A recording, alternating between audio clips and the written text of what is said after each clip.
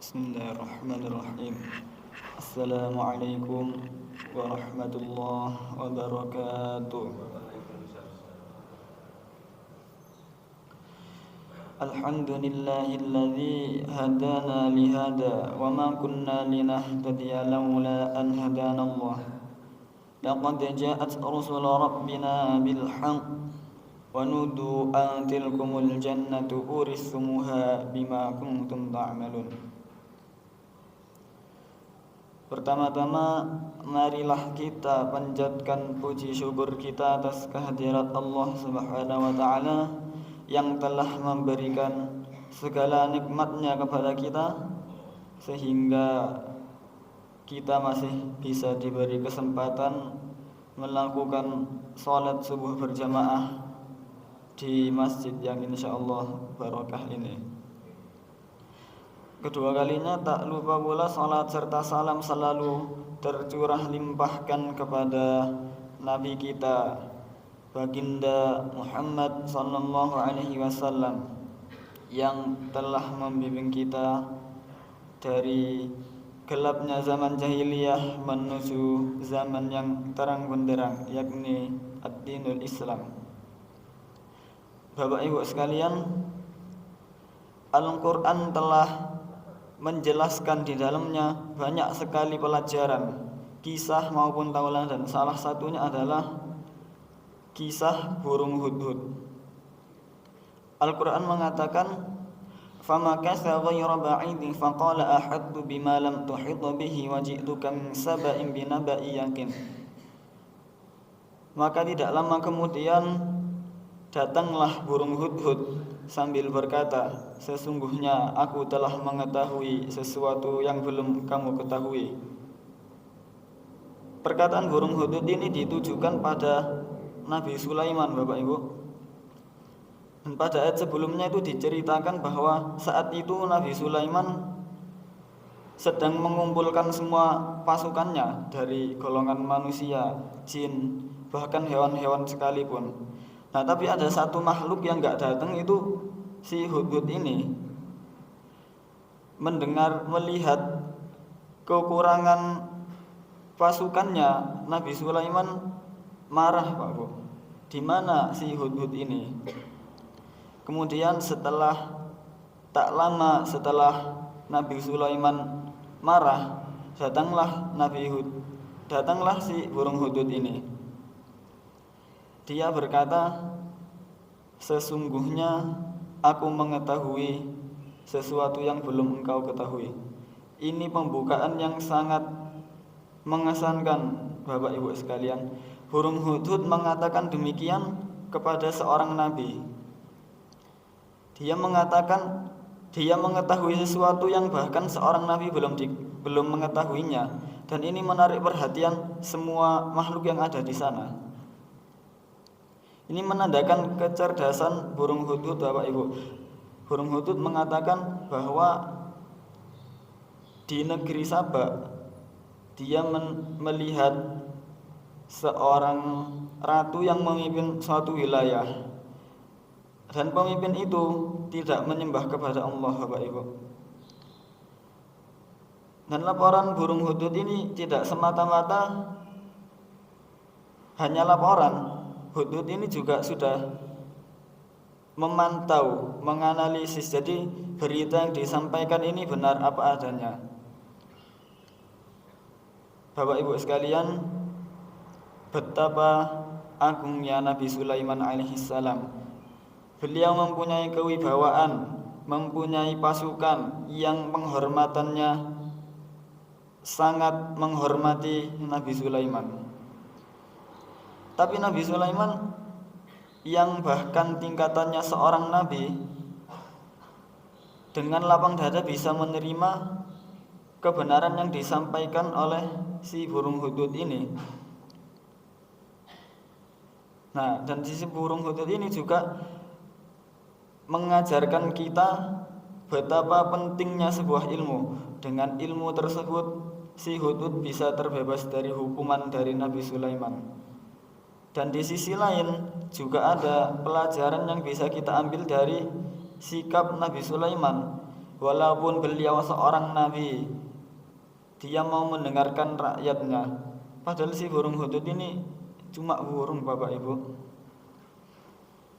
Tapi begitulah, apapun, sekecil apapun yang disampaikan seseorang kepada kita, entah itu dari anak kecil, dari pemulung pinggir jalan, tapi jika yang disampaikan adalah kebenaran, maka kita harus menerimanya, Bapak Ibu. Dan di sini juga menjelaskan bahwa betapa mulia dan pentingnya sebuah ilmu yang bisa menyelamatkan burung hudud dari hukumannya. Dia menghiasi dirinya dengan kewibawaan dari ilmu yang dimilikinya. Dan di ayat selanjutnya, beberapa ayat setelahnya, masih di dalam surat An-Naml, Bapak Ibu, Allah berkata, qala ifritum minal jin ana atika bihi qabla an taquma min maqamik. Saat itu Nabi Sulaiman memerintahkan pasukannya untuk memindahkan singgasananya Ratu Bilqis.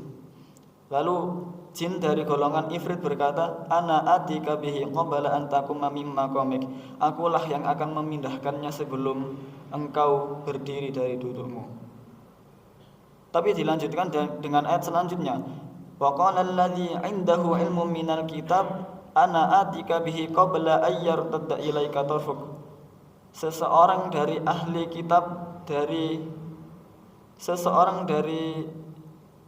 ahli kitab berkata, akulah yang akan membawakan singgasana itu sebelum engkau berkedip.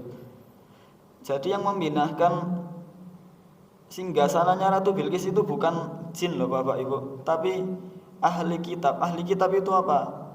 Orang pintar pada masa itu. Inilah pentingnya sebuah ilmu, Bapak Ibu sekalian. Kita nggak tahu juga bagaimana si ahli kitab ini memindahkan singgasananya Ratu Bilqis. Yang jelas mungkin pada saat itu peradaban lebih maju dari saat ini mungkin. Itulah pentingnya sebuah ilmu, Bapak Ibu.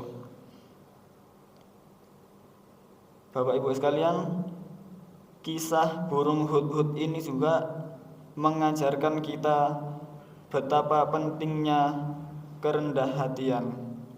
Setinggi apapun jabatan kita, jika seseorang menyampaikan kebenaran, kita harus bisa menerimanya. Terkadang kita memang sulit mendengarkan untuk mendengarkan seseorang yang ilmunya di bawah kita.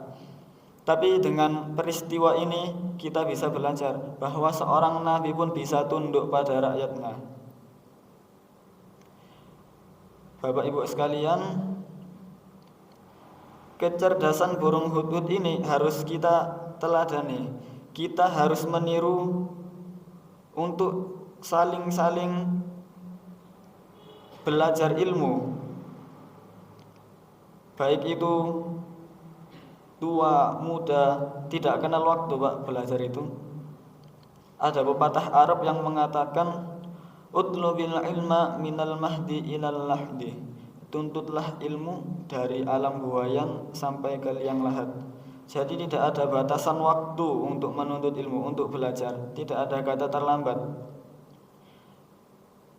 Dalam pepatah Cina juga ada yang mengatakan waktu terbaik menanam pohon itu ada dua.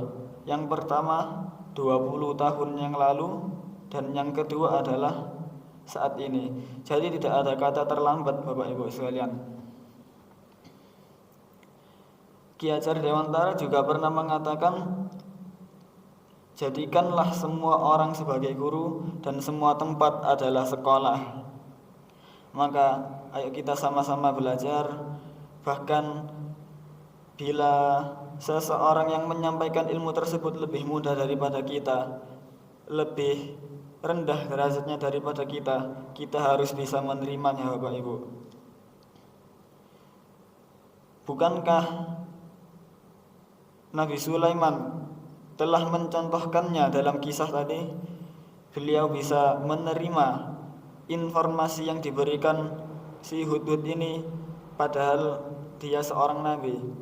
Tapi dia menerimanya karena dia memang belum mengetahuinya. Dan bukankah yang mengajarkan cara mengubur manusia yang telah mati adalah burung gagak, maka ayo kita renungi bersama. Jangan memandang siapa yang mengatakan, tapi pandanglah apa yang disampaikan orang tersebut, Bapak Ibu. Jika yang disampaikan kebenaran, maka terima, lapang dada. Sekalipun dia anak kecil, sekalipun dia pengemis di pinggir jalan, tapi karena ilmunya bisa saja derajat orang tersebut diangkat. Bahkan di dalam Al-Quran di surat Ali Imran, derajat ulama disandingkan setelah derajat para malaikat. Ini betapa mulianya sebuah ilmu, Bapak Ibu.